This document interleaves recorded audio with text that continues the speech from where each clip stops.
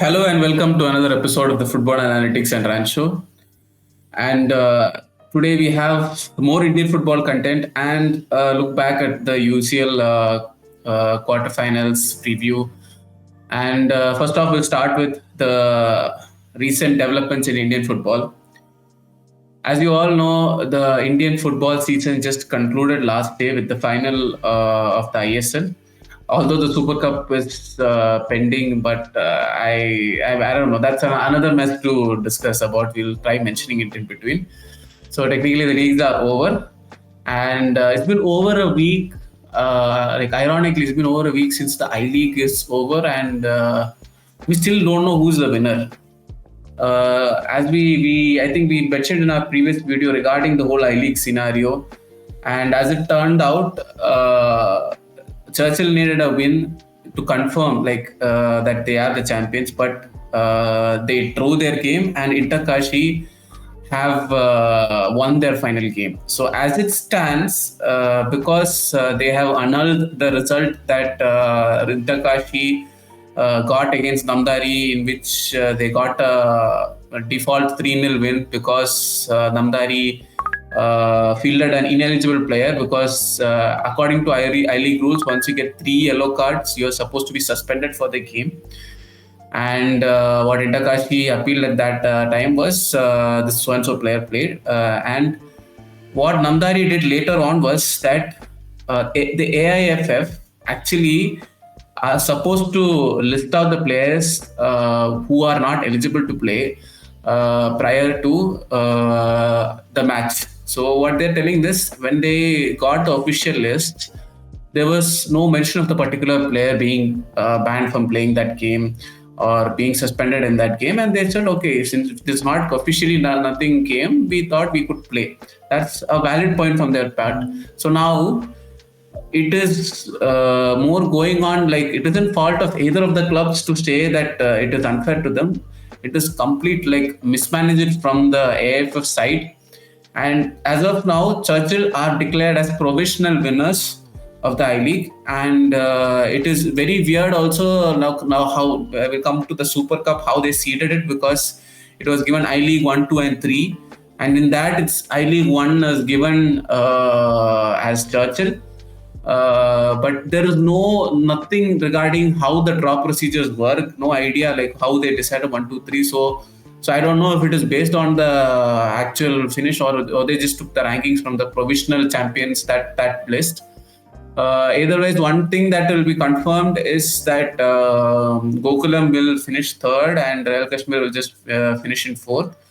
And the 1 and 2 have to be decided. So if the result doesn't go in the favor of Interkash, it stays as such, the current table will remain as it is, and I guess Churchill will finish on 40 points and Interkashi on 39. So if the result goes in favor of Interkashi, suddenly Interkashi will leapfrog them and go to 42 points, which will end up in their promotion to the ISL.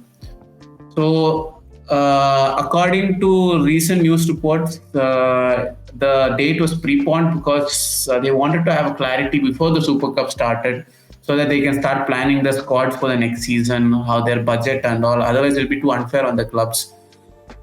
And to add to that, both clubs have actually declared themselves as winners. It's very distinct, but it is more extreme in the case of Churchill Brothers. So many fans are celebrating. They even had a victory parade.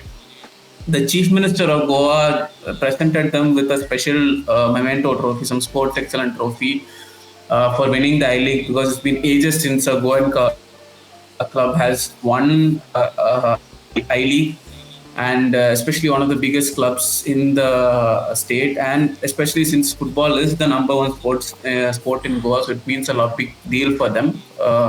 So it is all pointing towards okay, you might think that Churchill have won it.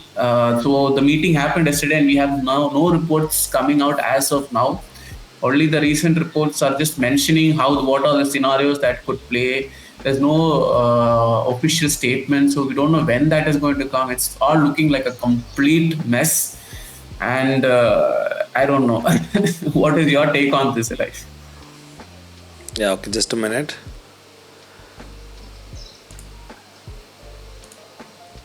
Yeah, so like Chitu said, both clubs declared themselves the winner the day the league came to an end, and both clubs started celebrating. All of them are like, how can.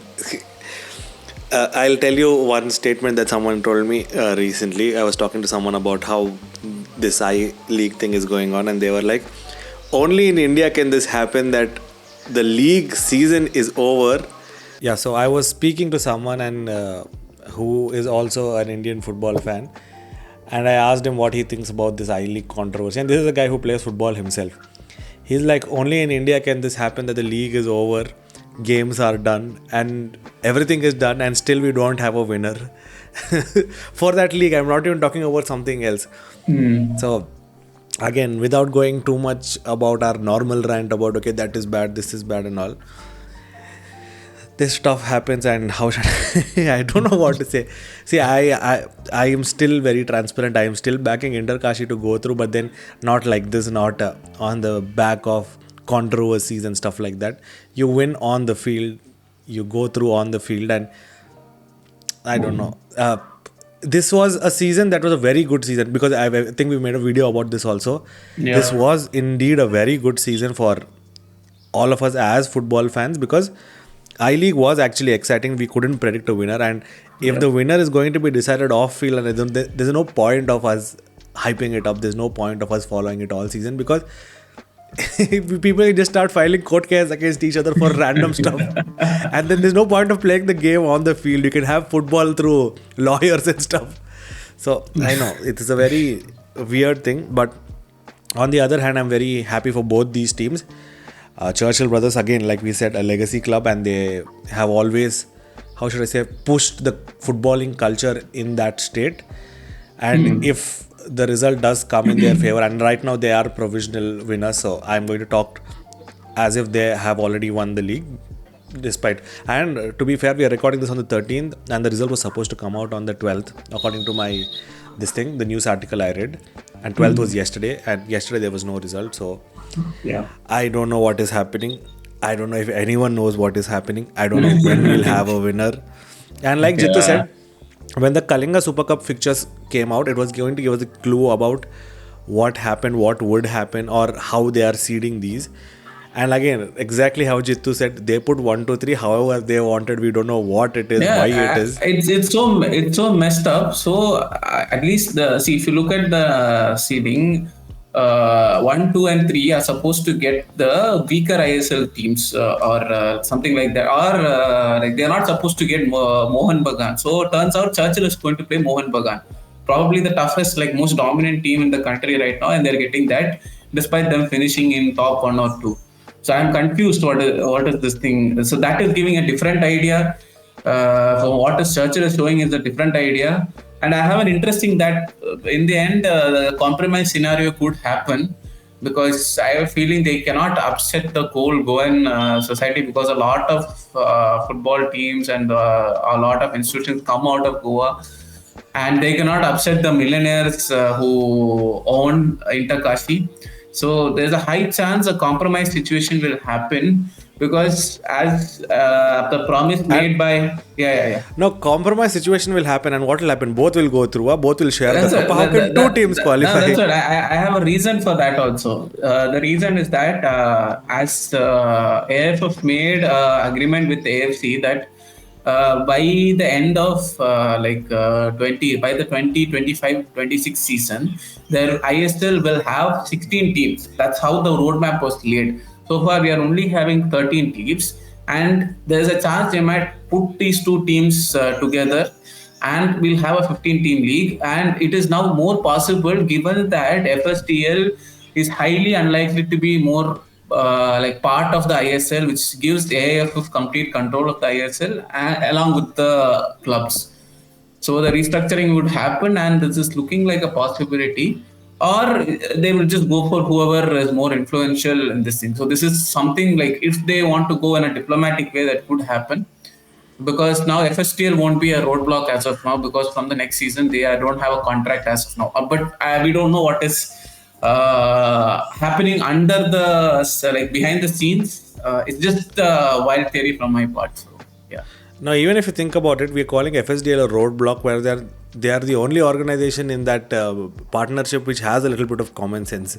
Because Fair enough. technically, that is what should happen. One person should go up, but because they are, as of now, it looks like they're not going to be involved. They're not going to be stakeholders in the league anymore. They don't get a say in it.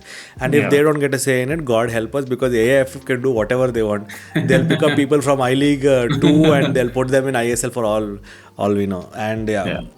there's not much I want to add to this because it's an incredibly frustrating thing. And everyone I've talked to about this also is equally, how should I say, everyone is lost at sea regarding this, and you can't explain things like this.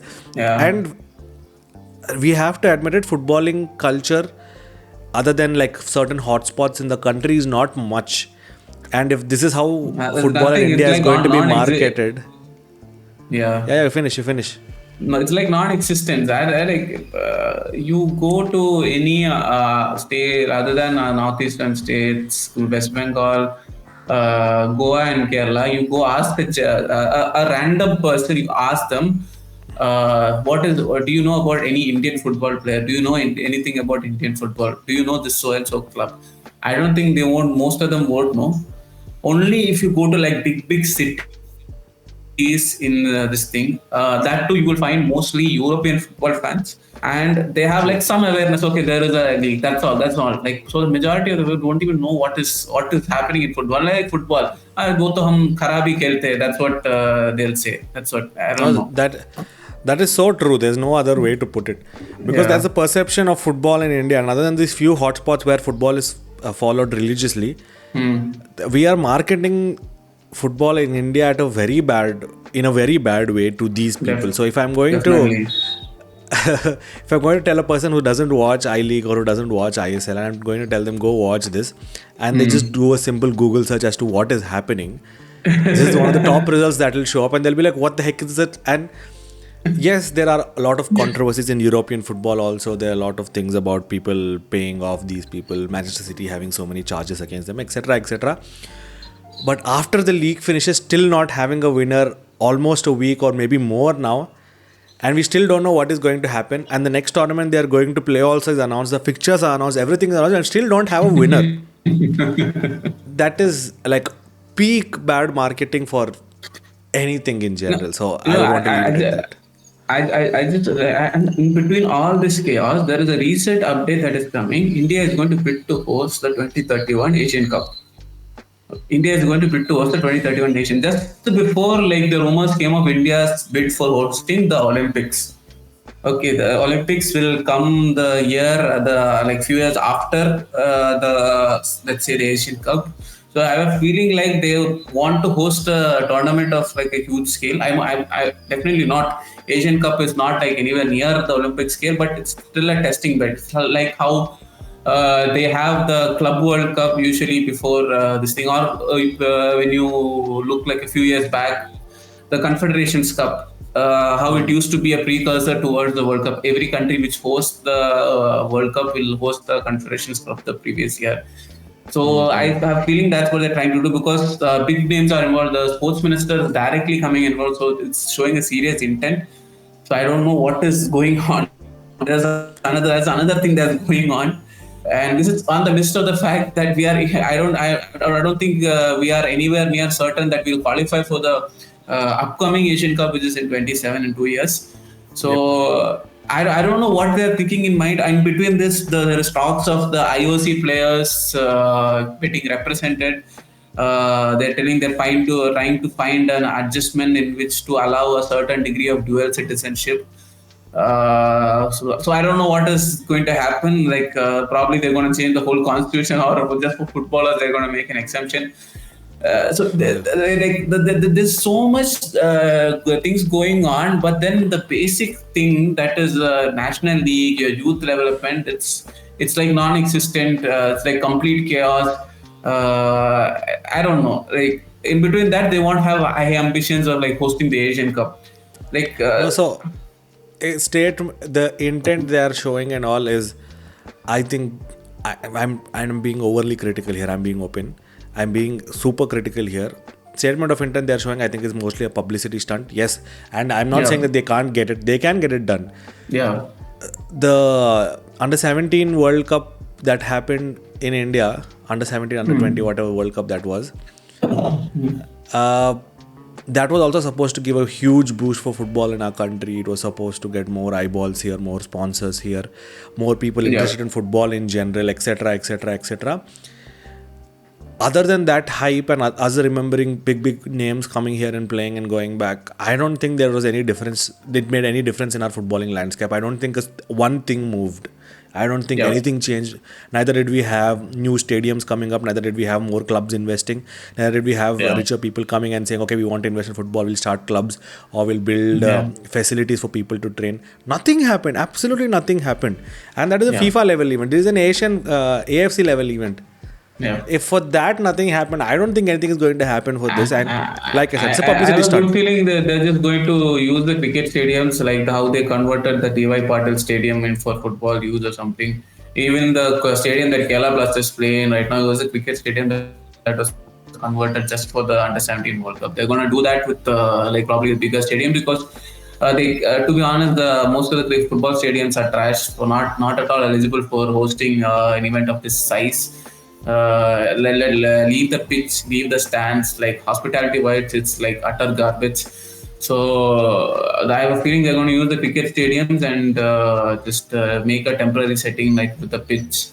And since we have like some, I don't know, each state has like some two cricket stadiums or something. I don't think cricket will be bothered as such. And since the Asian Cup happens, supposed to happen somewhere and then around like end of the year or the beginning of the year, not usually in a June-July time, like do that winter transfer window time. So I don't think there will be any clash with the cricket as such. So they're going to find an adjustment with that also, obviously. So yeah, I don't think like it's just probably a publicity stunt. I don't know. I mean, there are bigger ways of spending that money, better ways of spending that money, and then like hosting the Asian Cup. Try and qualify, put an investment in youth players, like to have a proper league system. And we don't need this much money. Let the players earn less money because now their players are like too, what do you call, how would I say, confident. Okay, why should I go higher if I'm getting paid this? Like there should be a reality check also there. No, I'm not telling bad for the players as such, but there are players who value what they play for. They want to strive, but people want to stick to mediocrity because you are allowing for it. So yeah, and again, this is leaking into what we had talked about previously. So we're not going to go into too much detail about that. But again, to give you a context of how bad the infrastructure in football in India in general is, grass pitches are obviously difficult to maintain, and that is a worldwide thing. It's not only in India. Grass pitches are in general difficult to maintain, and we accept it. On the flip side, Astro is relatively much way more low maintenance. Yeah. Okay. And in most states, as far as I know, I think in almost all states that have their own leagues, other than their top division, which is their super division, I think a few games in the division right below that, everything else is played on mud. Everything else is played on mud. Mud or like subpar college grounds. Leave mud for college grounds. That's how they play. I watched the state leagues in Kerala. They literally play in the college ground. Most of the teams play in a college ground. Only in the final, let's say they have the final four, like semi-finals or the final game, that they'll move on to the actual proper stadium and play. I think it's similar in every leagues. Some tournaments actually happen in a single stadium. Like there was a Gujarat Super League that was happening like some few months back, and they literally did the whole tournament in one stadium. I think that like even though the stadium is actually like meant for football. There's a Gujarat Super League or Premier League or whatever that is going to come again soon. Yeah. So one of my contacts is a physio for that, and he said all the games are going to be played in one ground. Yeah. So see, Astro is very resilient. Of course, you can have back-to-back games for how many ever because it's artificial. Usually, it doesn't take that much damage as a grass or a hybrid pitch would. Yeah. But the infrastructure level in India itself is that bad that you take one step down from the top, and in many states, even on the top, they do play on mud.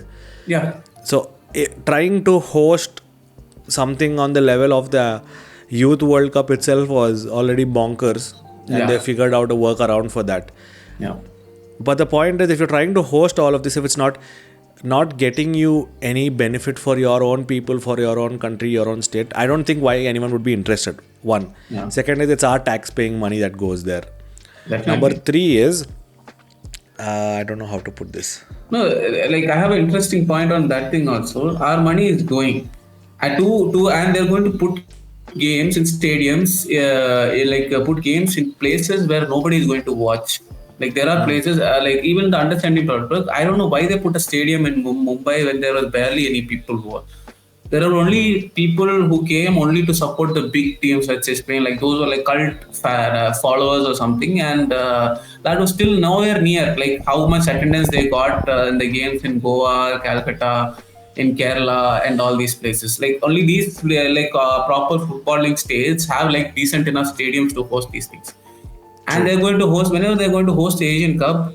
In let's say, I have a feeling they're going to host it in Ahmedabad or something. I don't know who's going to come and watch play. Okay, so the only way India is going to make up money by hosting this event is through ticket sales, merchandise, hospitality, all the thing. What if nobody comes up for this thing? No one will. I don't know how many people travel to watch that under 17, under 20 World That's Cup. right. Unlike the Understanding World Cup, the Asian Cup requires more stadiums, more facilities because these are like proper like professional. And if the Asian Cup is bigger than what it used to be, let's say 10 years back, it has like 24 teams now, like as big as the Euros right now. And the quality of players is increased, the profile of players have increased, the profile of coaches have increased, the demand for good training facilities, all these things have to be met. And I know obviously traveling fans will be there, but then imagine a game between, let's say, Iraq and Palestine is happening somewhere in Mumbai.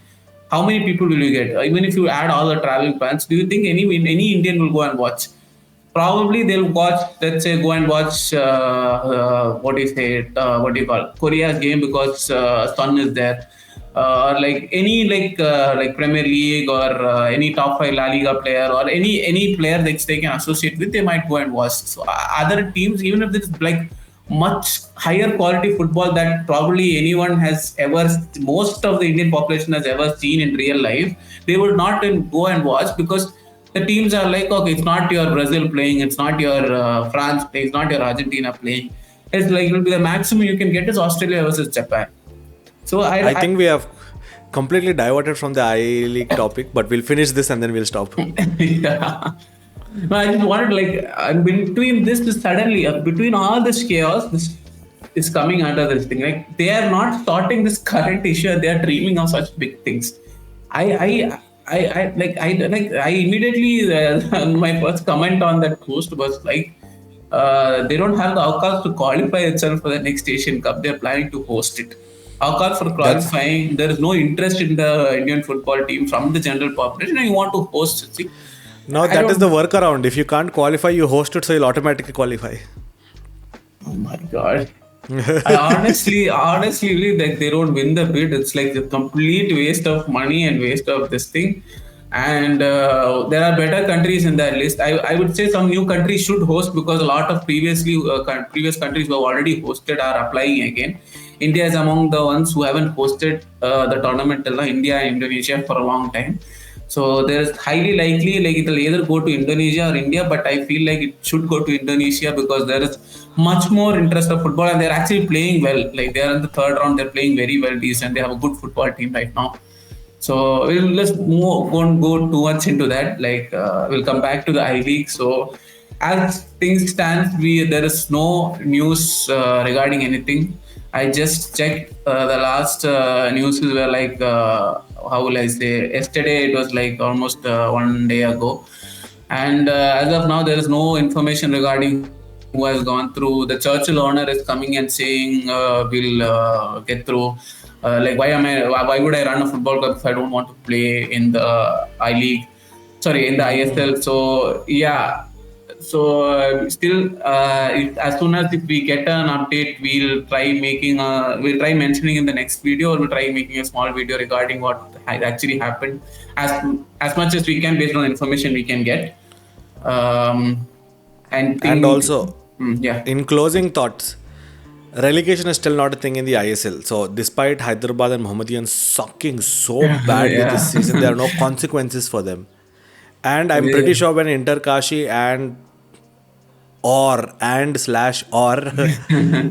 Churchill go up, Uh, they're still going to be better than what Mohammedan was this season, and to a very large extent, I'm pretty sure they would be better than Hyderabad this season unless Hyderabad really pull up their socks and decide to do something.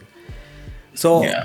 again, the relegation thing has to become a reality, and I don't know when it will become a reality. And see, I'm not saying people we are that big of a footballing nation or whatever. We have that much culture to have active promotion relegation, but I'm just saying there should be consequences for playing as badly as these two clubs have this season. Because if these two clubs are representing the top of Indian football, this is bad marketing again for the country.